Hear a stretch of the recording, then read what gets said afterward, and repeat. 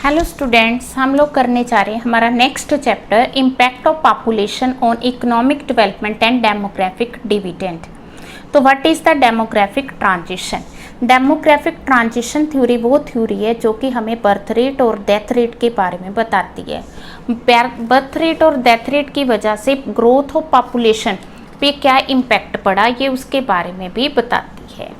ठीक है, तो इकोनॉमिक डेवलपमेंट होने से बर्थ रेट और डेथ रेट दोनों डिफरेंट होती हैं, तो ग्रोथ रेट ऑफ पॉपुलेशन भी अलग होती है। अंडर डेवलप्ड कंट्रीज़ में क्या होता है कि बर्थ रेट भी ज़्यादा होती है, डेथ रेट भी ज़्यादा होती है, जिससे ग्रोथ रेट ऑफ पॉपुलेशन कम होती है।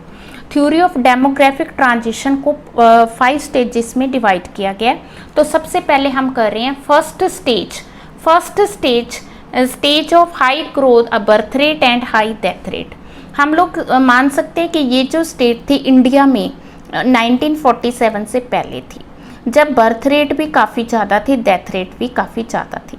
ठीक है, इस स्टेज में जो कंट्री होती है उसका low level of economic development होता है, मींस अंडर डेवलप कंट्री होती है। उसका मेन ऑक्यूपेशन एग्रीकल्चर होता है, पर कैपिटा इनकम भी कम होती है, लोगों का स्टैंडर्ड ऑफ लिविंग कम होता है, उनको प्रॉपर डाइट नहीं मिलती, और डेथ रेट भी इस स्टेज में क्या होती है, ज़्यादा होती है। क्यों होती है? क्योंकि उनके पास मेडिकल फैसिलिटीज़ नहीं है, एपिडेमिक्स हैं, इलिटरेसी है, बर्थ रेट भी ज़्यादा होती है। ठीक है, उसके कुछ सोशल और इकोनॉमिक रीजंस है। ठीक है, जैसे लोगों को होता है कि लार्ज साइज फैमिली रखनी है, वहाँ पे मतलब इन्फेंट मोर्टेलिटी की वजह से लोगों को होता है कि फैमिली जो है हम लार्ज फैमिलीज़ ही रखें। ठीक है, तो लोगों को डर होता है अपनी फैमिलीज़ के सर्वाइव करने का। तो ये फर्स्ट स्टेज है, ठीक है, जिसमें बर्थ रेट भी ज़्यादा है, डेथ रेट भी ज़्यादा है, ओवरऑल ग्रोथ रेट ठीक है। Second stage high birth rate and low death rate, stage of population explosion. अब हुआ क्या कि हाई बर्थ रेट और लो डेथ रेट कम होगी, बर्थ रेट कम नहीं हुई, जिससे ग्रोथ रेट ऑफ पॉपुलेशन बहुत ज़्यादा होगी। पिछली स्टेज में क्या था, बर्थ रेट भी ज़्यादा थी, डेथ रेट भी ज़्यादा थी। अगर बर्थ ज़्यादा हो रहे थे तो डेथ भी हो रही थी, जिससे स्टेबल थी ग्रोथ रेट। बट यहाँ पे क्या हो गया, डेथ रेट कम होगी। अब डेथ रेट क्यों कम होगी? क्योंकि मेडिकल फैसिलिटी मिलनी शुरू होगी, लोगों को डाइट अच्छी मिलनी शुरू होगी, जिससे डेथ रेट जो है फॉल करनी शुरू होगी। थोड़ी बहुत एग्रीकल्चर मॉडर्नाइज होगी, बिजनेस बढ़ना शुरू हो गया, ट्रांसपोर्ट। जैसे ये स्टेज इंडिया में 70s में आई थी, जब ग्रीन रेवोल्यूशन आया था, तब एग्रीकल्चर की मॉडर्नाइजेशन हुई, थोड़ा बहुत ट्रांसपोर्ट इंडस्ट्री आके बढ़ी, तो बर्थ रेट तो उतनी है, ठीक है, डेथ रेट कम होगी, जिससे क्या हुआ, पॉपुलेशन एक्सप्लोजन शुरू हो गया। ये डेमोग्राफिक ट्रांजिशन की सेकंड स्टेज है।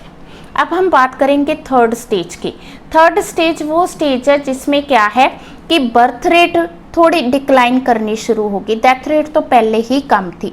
बर्थ रेट क्यों डिक्लाइन करनी शुरू होगी? क्योंकि इकोनॉमिक डेवलपमेंट शुरू होगी, स्ट्रक्चरल चेंजेस आके इंडस्ट्रीज सेटअप होगी, पॉपुलेशन जो है अर्बन एरियाज में सेटअप होगी, ज़्यादातर लोग पढ़े लिखे होंगे। जैसे 90s में शुरू हुआ था इंडिया में, हम लोग कह सकते हैं कि their mobility increases in place of large family system, so now they prefer the small family, जिससे क्या हुआ, बर्थ रेट में डिक्लाइन आना शुरू हो गया, जिससे growth rate of population decline होनी शुरू हो गई।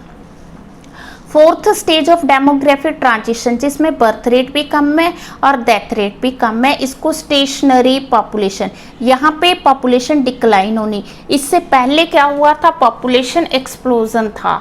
ठीक है, तो ये स्टेज आ गई जिसमें पॉपुलेशन जो है स्टेशनरी है, इसे स्टेशनरी पॉपुलेशन कहा जाता है, क्योंकि इकोनॉमिक डेवलपमेंट आ गई, लोगों का स्टैंडर्ड ऑफ लिविंग अच्छा हो गया, लोगों को सोशल आउटलुक का पता चल गया, इंडस्ट्रियलाइजेशन अच्छी आ गई, लोगों की बच्चों के प्रति जो परसेप्शंस थी वो चेंज होगी, उनको लगा 1 happy 2 crowd and 3 unmanageable, means उन्होंने एक ही बच्चा जो है उसमें विश्वास करना शुरू कर दिया। तो ये स्टेज आके स्टेशनरी स्टेज, क्योंकि बर्थ रेट भी कम है, डेथ रेट भी कम है, पॉपुलेशन ऑलमोस्ट स्टेशनरी है। तो ये चाइना की अभी 0.5 है, ग्रीस की इवन 0% है, तो वहाँ पे ये फोर्थ स्टेज आ चुकी है। फिफ्थ स्टेज वो स्टेज है जिसमें पॉपुलेशन उल्टा डिक्लाइन करनी शुरू होगी। ठीक है। तो इसमें birth rate is lower than the death rate, so such countries are Romania, Russia, वहाँ पे अब ये 5th स्टेज चल रही है। तो यहाँ जो हमें डाटा दिया, इंडिया का डाटा नहीं दिया, तो इट मीन्स कि India is still in 3rd stage, and जो चाइना है और ग्रीस है they are in the 4th stage, और these countries are in the 5th stage, जहाँ पे पॉपुलेशन इंक्रीज होने की बजाय उल्टा डिक्रीज हो रही है। इस डायग्राम में हमें यही बताया गया, यहाँ पे देखो हमें ये डेथ रेट दी हुई है, बर्थ रेट दी है, यहाँ पे डेथ रेट भी ज़्यादा है, बर्थ रेट भी ज़्यादा है। फिर सेकंड स्टेज आती है जहाँ पे डेथ रेट कम हो रही है बट बर्थ रेट उतनी है, तो यहाँ पे पॉपुलेशन एक्सप्लोजन होता है। यहाँ पे डेथ रेट कम हो रही है और बर्थ रेट भी कम होना शुरू हो जाती है, जिससे ग्रोथ रेट डिक्लाइन होनी शुरू होती है। ग्रोथ खत्म नहीं हुई, ग्रोथ रेट डिक्लाइन करनी शुरू होगी। यहाँ पे बर्थ रेट और डेथ रेट दोनों ऑलमोस्ट सेम है, इसे स्टेशनरी पॉपुलेशन कहा जाता है। जहाँ पे डेथ रेट ज़्यादा और बर्थ रेट कम है तो इसे डिक्लाइनिंग पॉपुलेशन 5th स्टेज कहा गया। नेक्स्ट टॉपिक है पॉपुलेशन एंड इकोनॉमिक डेवलपमेंट। देखो पॉपुलेशन का इकोनॉमिक डेवलपमेंट पे क्या इम्पैक्ट पड़ता है और इकोनॉमिक डेवलपमेंट का पॉपुलेशन पे क्या इम्पैक्ट पड़ता है। पहले पॉपुलेशन का इकोनॉमिक डेवलपमेंट पे क्या इम्पैक्ट पड़ता है। इंक्रीज इन पॉपुलेशन, पहले हम पॉजिटिव लेके चलते हैं, it is a growth promoting factor. Population बढ़ेगी तो ग्रोथ होगी, कैसे?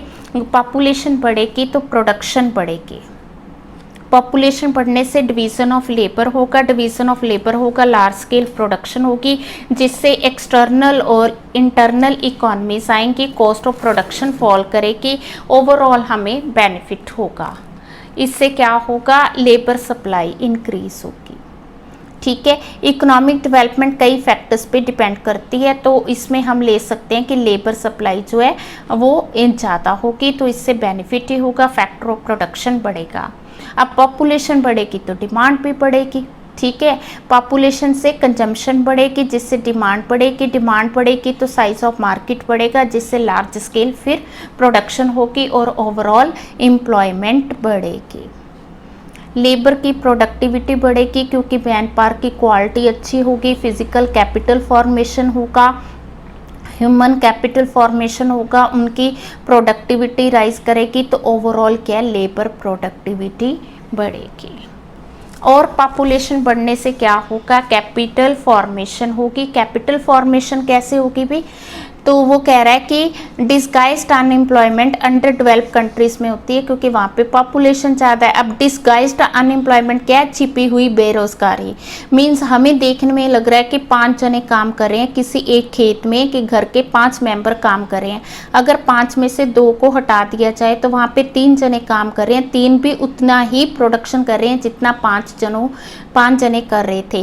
तो इट मीन्स कि ये 2 जने क्या हो गए, 2 पर्सन क्या हो गए, डिस्गाइज्ड अनएम्प्लॉयमेंट। मीन्स हमें देखने में लग रहा है कि ये काम कर रहे हैं but actually they are not contributing anything to the production, so this is known as disguised unemployment.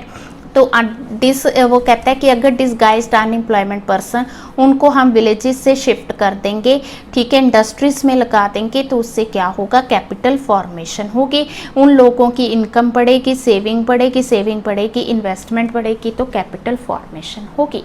अब हम नेगेटिव पॉइंट लेके चलते हैं कि जो पॉपुलेशन है that is obstacle in the economic development. पहले लो पर कैपिटा इनकम, जैसे पॉपुलेशन राइज करेगी ये पर कैपिटा इनकम को एडवर्सली इफेक्ट करेगी।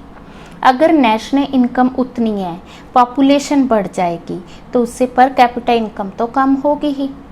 पर कैपिटा इनकम जो है कैसे कैलकुलेट करते हैं, मैंने लास्ट वीडियो में बताया था, national income divided by population.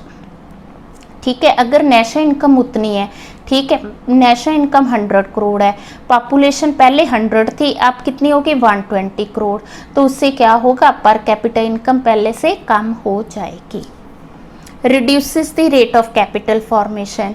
अब कहता है कि अंडर डेवलप्ड कंट्रीज़ में जो मतलब पॉपुलेशन होती है तो उसमें हाई बर्थ रेट है, लो एवरेज एक्सपेक्टेंसी ऑफ लाइफ है, रेशो ऑफ डिपेंडेंट बहुत ज़्यादा होते हैं, तो वो काम करते नहीं हैं, ठीक है। ना काम करने की वजह से वो कुछ आउटपुट नहीं दे रहे हैं, जिससे उनको इनकम नहीं हो रही, इनकम नहीं हो रही तो सेविंग्स नहीं हो रही, सेविंग नहीं हो रही तो उससे क्या है, कैपिटल फॉर्मेशन भी कम होती है।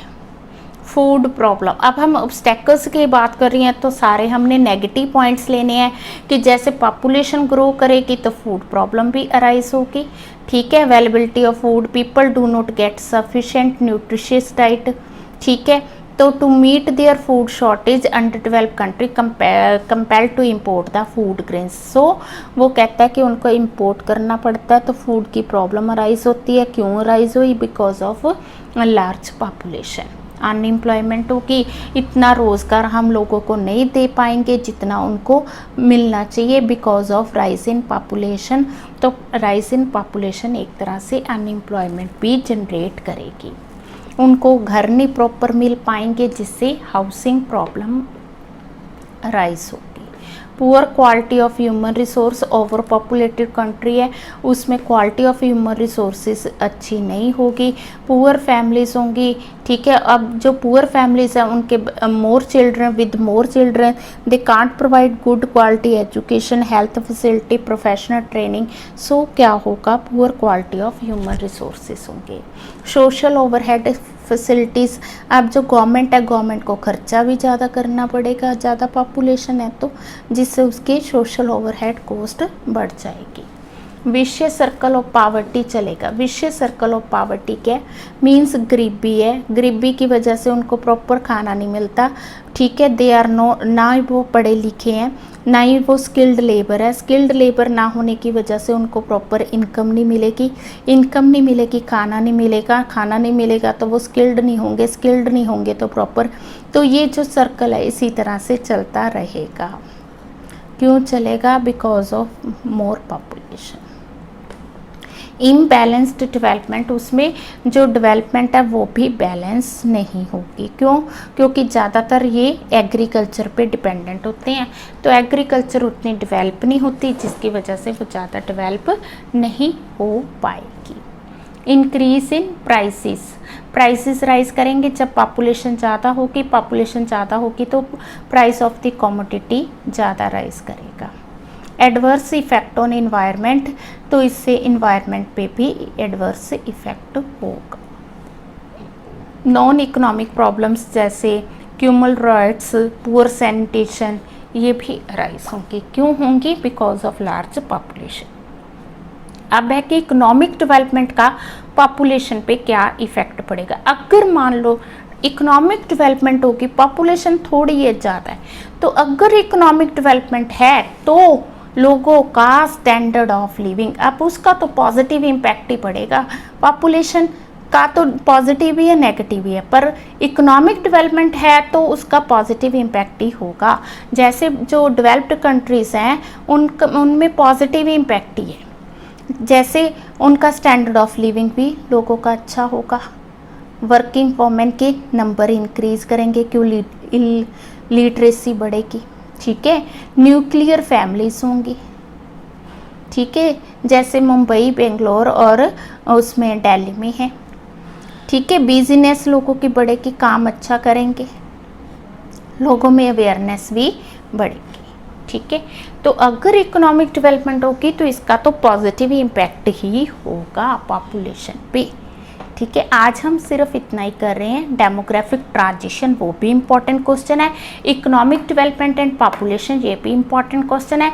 इसमें 3 पार्ट्स बन के, पॉपुलेशन का positive impact on economic development, negative impact on economic development, economic development का इम्पैक्ट ऑन पॉपुलेशन, तो ये तो पॉजिटिव ही रहेगा, ठीक है। अगली वीडियो में इस लेसन का अगला टॉपिक करेंगे regarding population problem of India.